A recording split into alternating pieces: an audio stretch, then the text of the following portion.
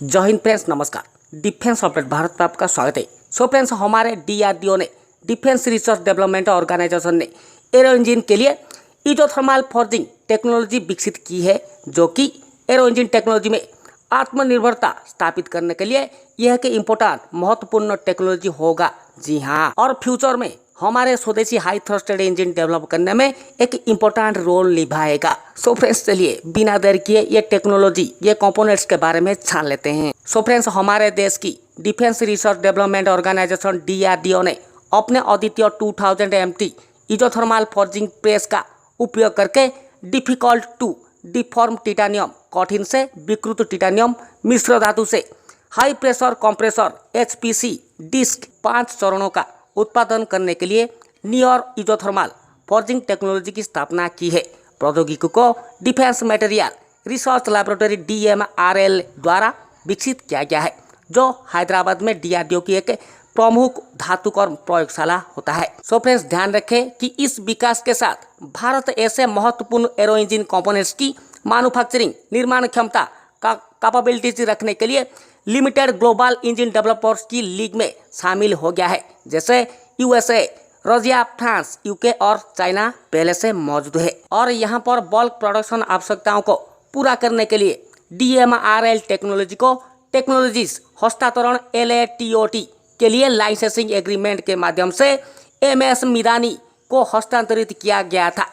DMRL Hyderabad में उपलब्ध इजोथर्मल forging press सुविधा का उपयोग करते हुए वेरियस कंप्रेसर स्टेजेस से संबंधित HPC डिस्क फॉर्जिंग की ब्लॉक क्वांटिटी 200 नंबर को जॉइंट से DMRL एंड मिदानी के द्वारा उत्पादित किया गया है और HLE बेंगलुरु को फीड करने के लिए सफलतापूर्वक आपूर्ति की गई है। और आडोर इंजन, जो कि जागुआर हॉक एयरक्राफ्ट को पावर देने के लिए इसे व्यवहार किया जाता है, तो इसमें आडोर इंजन को HLE बेंगलुरु द्वारा OEM के साथ लाइसेंसेड मैन्युफैक्चरिंग की एग्रीमेंट के तहत ओवरऑल किया गया है।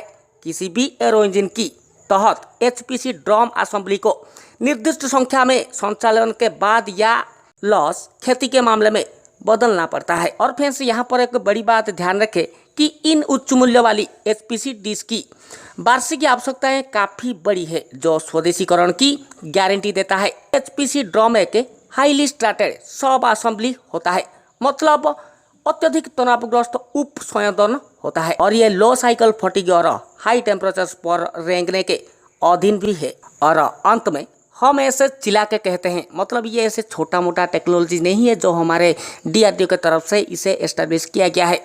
HPC ड्रम के लिए कच्चा माल और फॉर्जिंग उच्चतम गुणवत्ता का होना चाहिए, जो स्थिर और गतिशील यांत्रिक गुणों के निर्दिष्ट संयोजन को पूरा कर सके, मतलब static and dynamic mechanical properties होना चाहिए। रक्षा मंत्री श्री राजनाथ सिंह ने इस महत्वपूर्ण एरो इंजन से संबंधित टेक्नोलॉजी के विकास में शामिल डीआरडीओ, उद्योग और अन्य सभी एजेंसियों के वैज्ञानिकों, साइंटिस्टों को बधाई भी दी है। और यहाँ पर रक्षा अनुसंधान और विकास विभाग के सचिव और डीआरडीओ के अध्यक्ष डॉक्टर G सतीश रेड्डी ने इस महत्वपूर्ण माइलस्टोन को हासिल करने पर संतोष व्यक्त किया और इसमें शामिल टीमों को भी बधाई दी है। मतलब फ्रेंड्स, यह एक छोटी मोटी टेक्नोलॉजिकली एस्टेब्लिशमेंट नहीं है, जो कि हमारे इतने बड़े स्तर से ये बधाई दिया जा रहा है। सो फ्रेंड्स, ये एक बहुत ही बड़ी अचीवमेंट है, जो कि हमारे भारत की तरफ से ये काबिलियत को हासिल कर दिया गया है। सो फ्रेंड्स, ये था लेटेस्ट अपडेट। आशा करता हूँ लेटेस्ट अपडेट आपको जरूर अच्छा लगा होगा। एक बड़ा थम्स अप दीजिए, एक बड़ा कमेंट कीजिए, हमारे चैनल को जरूर सब्सक्राइब कीजिए। हमारे और एक वीडियो की नोटिफिकेशन पाने के लिए बेल आइकन को दबाइए, ऑल पर प्रेस कीजिए। आपका आशीष। जय हिंद, जय भारत।